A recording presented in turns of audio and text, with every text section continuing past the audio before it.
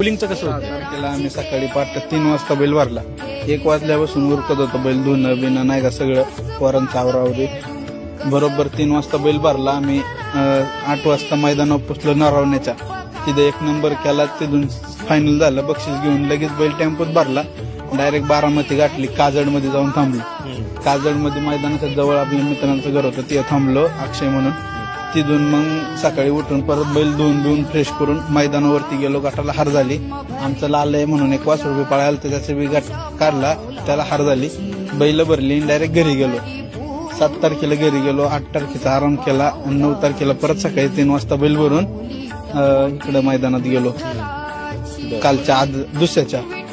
आणि तिथं 3 फेरं पळून बैल भरला आणि डायरेक्ट दहीवडीत गेलो. रावलाप्पा गोरे नाही का त्यांच्या तिथं राहिलो. आणि सकाळी बैल भरून डायरेक्ट इथं आलो. आता सकाळचा विषय सांगतो तुम्हाला. जेव्हा पहिल्या गाड्या गटाच्या 1 ते 10 झुपायला लावल्या तेव्हा आम्ही कोरेगावात होतो. कोरेगावातून एवढं पटक्याने आलो अंगापूरमध्ये.